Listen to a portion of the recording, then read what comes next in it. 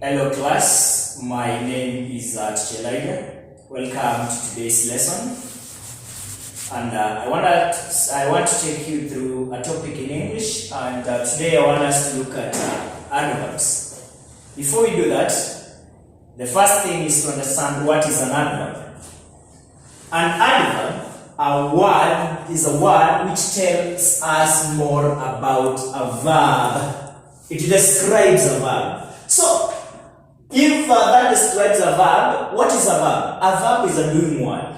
Any action you take, sleeping, cooking, yawning, all those are what you call verbs. Doing words or what you call actions. We have types of adverbs. We have adverbs of manner, adverbs of frequency, adverbs of degree, adverbs of place, adverbs of time, adverbs of reason, or what you call adverbs of course. I want us to go through each type of adverb one by one, and we try to understand each slowly. Number one, adverb of manner. What are adverbs of manner? They show how an action is done. They are adverbs which show us how did that action take place. So, for example, most of them you'll find that they end with an ly. Swiftly, smoothly, carefully, happily, lazily, willingly. How did he do the job? He did it willingly. How did he walk? He walked swiftly, and so on and so forth. The water was running in the river smoothly, etc., etc. We have now adverbs of frequency. These ones show how often or how many times something happens. Examples, we have rarely, scarcely, hardly, barely, seldom, occasionally, always, sometimes, then never. He sometimes comes to visit us. How many times does he come? He never comes to visit us, and so on and so forth. So those are called adverbs of frequency, showing how many times, how often something happens.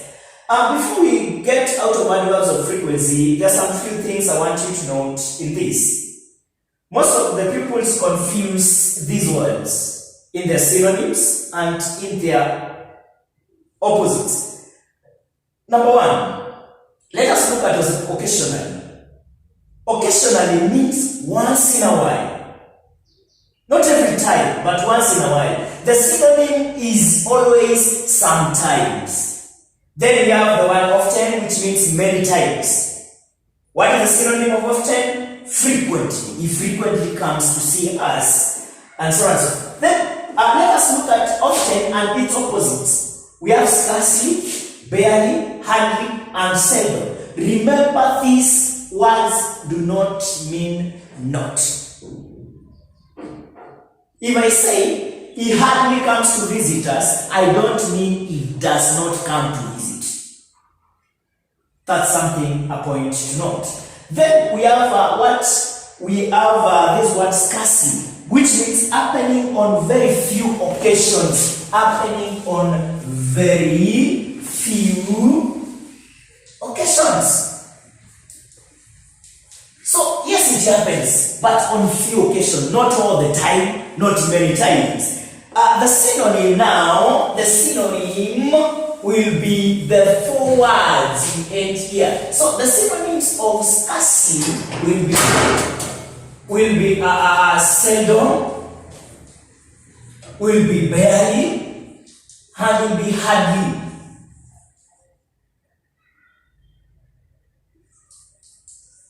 Those three words will be the synonyms of scarcely. Let us look at the opposite. The opposite now will be this one, which is often and or frequently, because you say that often and frequently are synonyms. So they will be the opposites of these words. Look at a word like always. Always means happening all the time.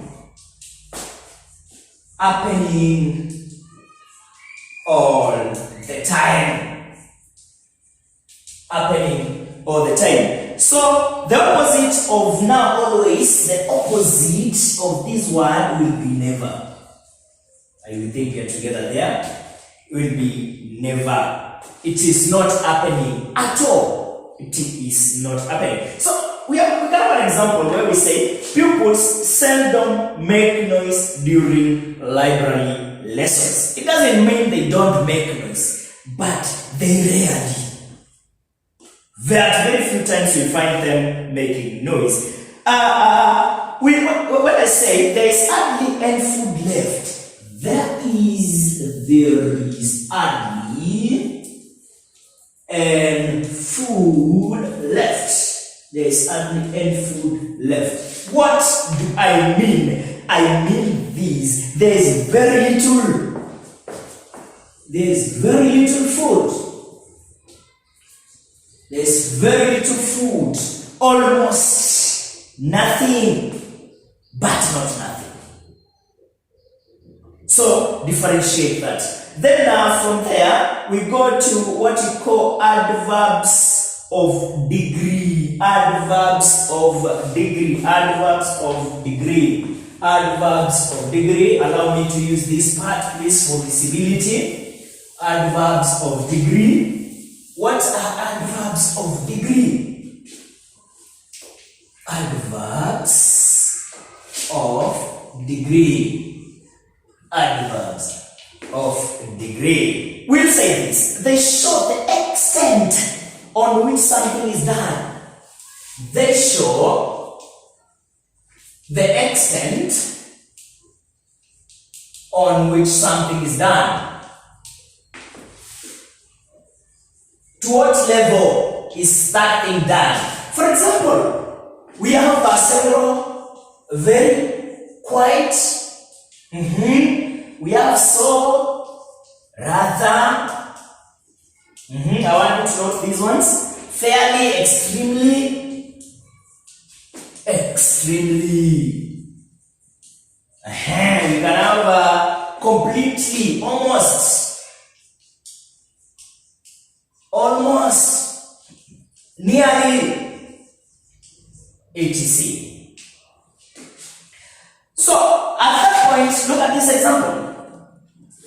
And I will say this. Adverbs of degree are mostly used to modify adjectives and other adverbs. When you come to adverbs of degree, there's something you should note here. You should note adjectives and other adverbs. They are mostly, and when I mean mostly, I don't mean at all times. So mostly they are used to modify adjectives and other adverbs. My shopping basket was quite full. My shopping basket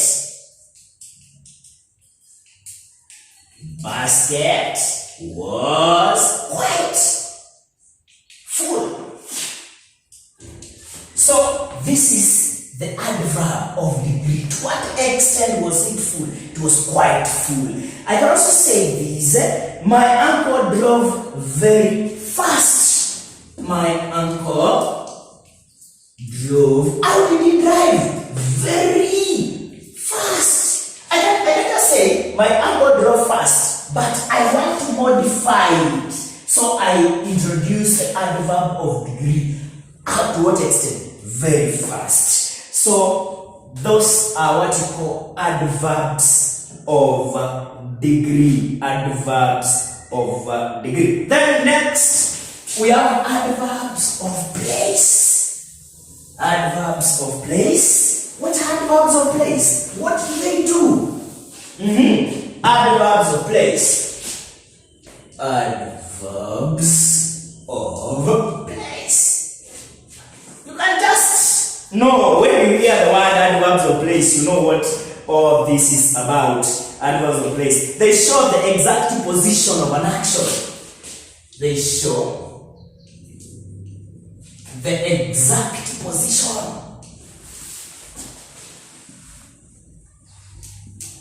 Just to be exact. Let's look at The examples of those adverbs of place: here, there, you can have somewhere, everywhere, somewhere, everywhere. Look at the next one: nowhere, inside, inside. Others like far, within, outside. Let me write that. Far, within is just within the school compound. Outside is outside the class. So we can say this: cows are found everywhere in Kenya. Cows are found everywhere. Everywhere. There's no place you go in Kenya and find that there are no cows. So Kenya is a place, but I want to modify it by introducing an adverb of place, which is everywhere. So that those Wafula will come here today. Where will he come? Here. Kinyaji will go to that place. Which place? That place. And those are adverbs of place. Then we have next what we call adverbs of time. Adverbs of time. When you hear time, I know you know what we mean when you talk about adverbs of time. When time comes to your mind, I know you have the knowledge of what we are going to say. Adverbs of time. Adverbs of time. What are adverbs of time? These are adverbs which show the time an action took place. They show the time an action took place. At what time? Examples. Soon, yesterday. Soon, yesterday. Later, today, anytime, and so on and so forth.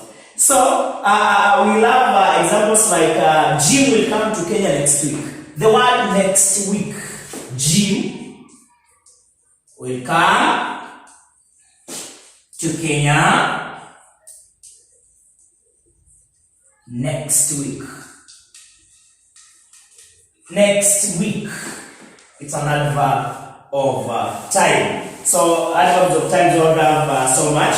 Kate will be here soon.